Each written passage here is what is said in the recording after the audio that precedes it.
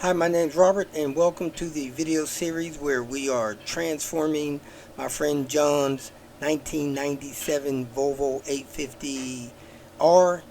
We're replacing the engine, converting it to a manual, and doing several other upgrades and modifications. All right, folks, we are back at it.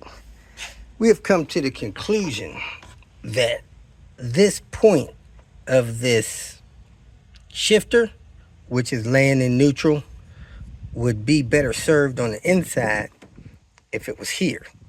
Here feels centered for the shifter. Here feels like the shifter is too far to the passenger side. So we're considering maybe taking an arm, welding it on here, and having this attached about 3/4 of an inch back. Let me make that measurement and see what I got. Turns out that movement is a 1/2 inch.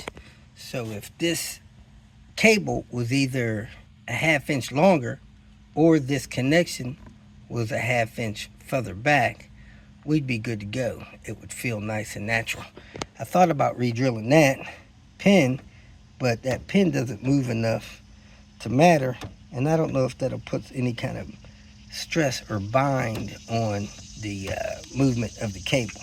Anyway, we're going to investigate that, and in the meantime, we're going to put the car together, get it running, make sure everything is good, and then maybe focus on coming in later and making that change. My next step here is securing this lower radiator hose, making sure everything is free from it. Already connected the brake booster, we already bled the clutch. Then we're just gonna make sure some more stuff is tightened down, put in the air box, and hook up the turbo piping. Man, we got just about everything connected. Only thing I need is a clamp for back there. That intake tube, I think we can fire this thing up. So I am ready. I'm gonna take a quick nature break, and John comes up here in a few minutes. We're gonna hook that up, hook up a couple of turbo vacuum lines over there on the wastegate and the bypass valve, and we're gonna fire this thing up, put that intake tube on. I might be able to adjust the exhaust while I'm waiting on John, so let me go take this quick nature break. Well, we got this P80 rip kit, DO88. It doesn't like fitting over the RN style engine. I have this problem before. So it's hitting right there, definitely hitting on that mount there. So it really need to shave off probably half of this here so it doesn't hit. Shave off a lot of that there. I thought it was going to be less, but it looks like it's going to be more. We might have to cut off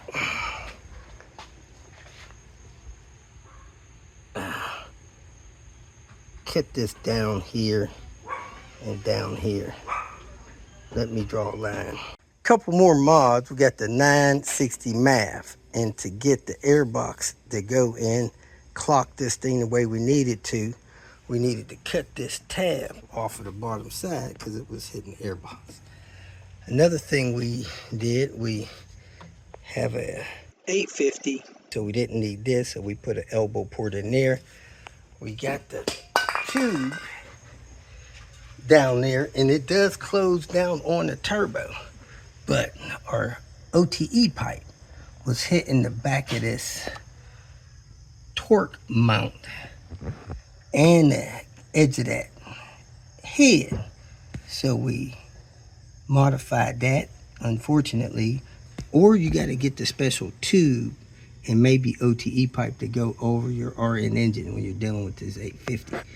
So we clipped a little bit off of that head and some off of this bracket, and the bracket's going to be held down by 3 bolts instead of the normal 4, and it'll be grounded.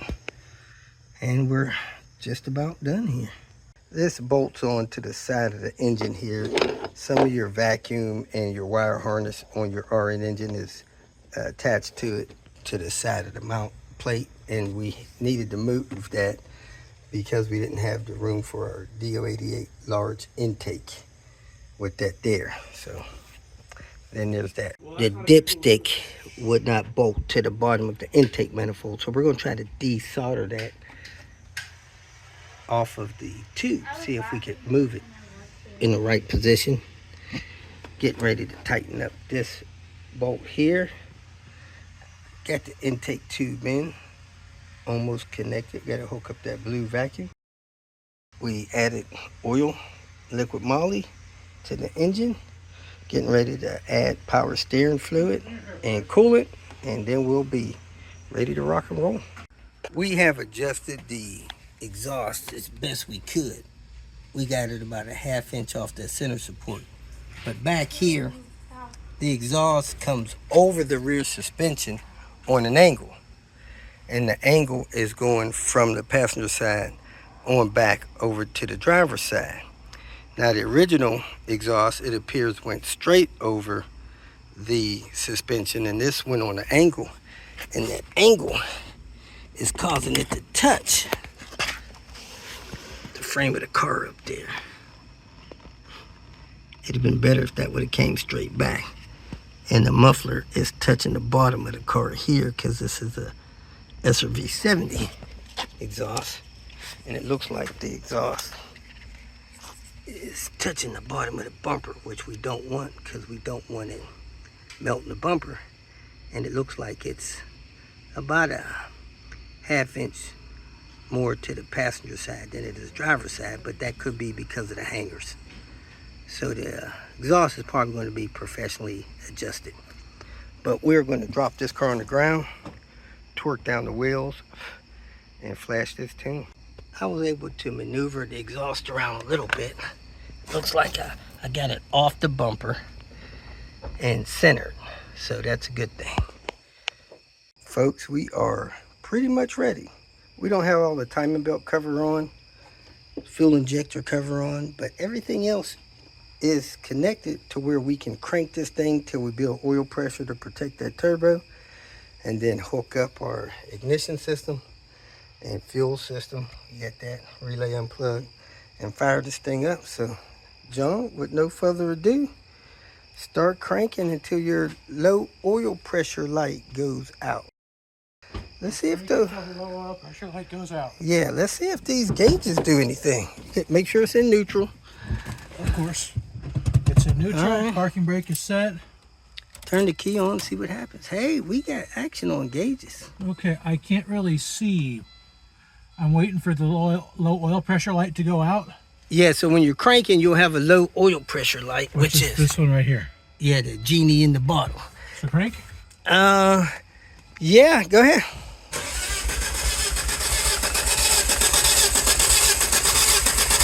I would count to like 20 and then give it a 10-second rest.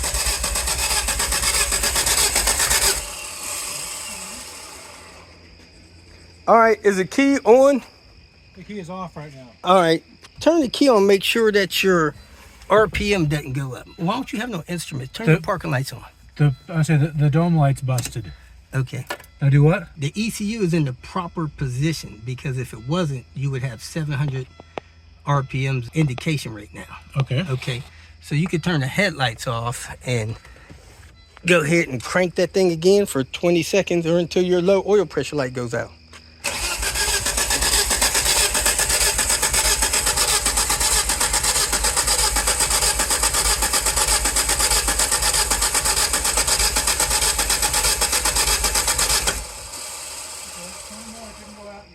All right, give it a, huh? Is that normal?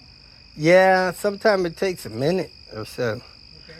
You know, so it'll go out, and when it goes out, let it crank 3 or 4 more seconds, and then stop, give it a rest, and then crank it again, make sure the oil pressure light stays out.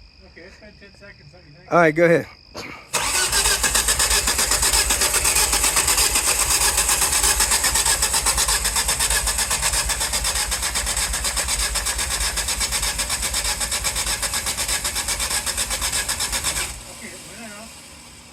All right, you gave it like 3 seconds of cranking when it went out? Yeah, it went out, okay for like 3 or 4 more seconds. Okay, good. So you want to crank it for 5 or 10 seconds and make sure the low oil pressure light stays out. Then we'll hook up fuel and spark.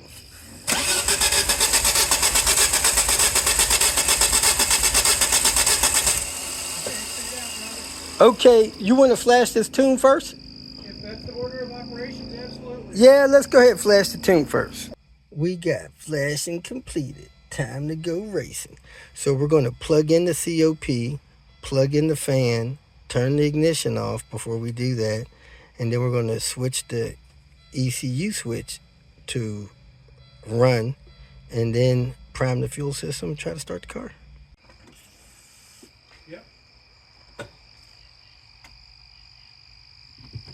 You ready? Yep, go ahead.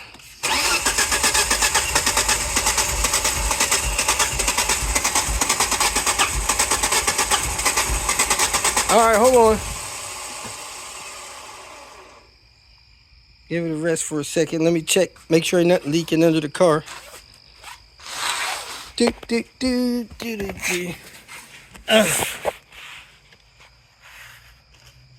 Nope, doesn't look like anything's leaking. All right, you didn't touch the gas or nothing, did you? No. Oh, I didn't flip the switch back on the computer. You didn't. I thought I did. Was the RPM jumping just now?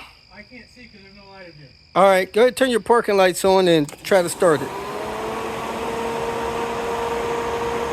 Huh? You at 700? All right, hold on. Yeah, it was switched in the right area. Okay. All right, try to start it one more time here.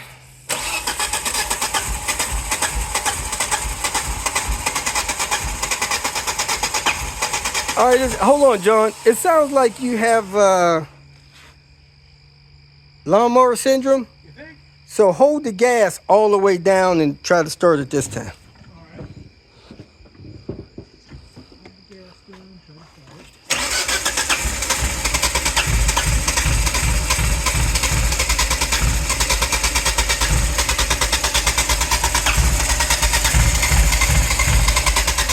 it. All right, hold on. See how much fuel pressure we got here. Hey, heat. Huh? It says heat now. Okay, good. I saw fuel. You do? Yeah. I thought. Well, hopefully that should be good. See if we got pressure at the rail here. Yeah, we got some pressure here, a little bit.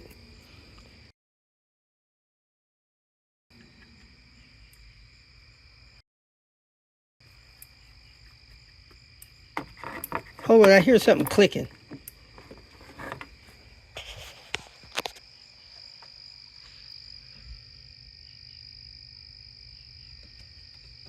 I don't hear it no more. Go ahead, try to start it again, John.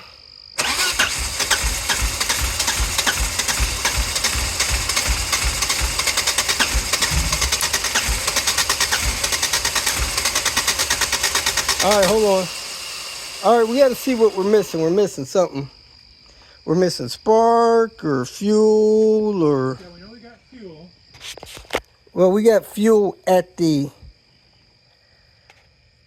rail. We don't know we got injection. Let's pull a coil and check for spark. We are tapping out for the night. No fuel. So we got to figure out why we don't have fuel. And we did a lot, so we got a lot to back up on. If you made it this far, I trust that you found some information that was either useful or entertaining, so go ahead and hit the like button. And if you would like notification of future videos that I post, please subscribe to the channel. I appreciate your support. You can follow me on other social media apps by looking for @RobertDIY. Some form of that should bring up the other channels that I have on places like Twitter, Facebook, Instagram, and so forth. If for some reason you need some more personal help, go to my website at robertdiy.com and use the phone number that I have posted there to send me a text message, or you can email me If you have questions or comments, please make a comment below. And if you'd like to make some kind of financial contribution to what I got going on here, go to my channel and hit the more link at the end of the introduction statement, and it'll show you different ways that you can support me financially. Again, thanks for watching. I hope you have a great day.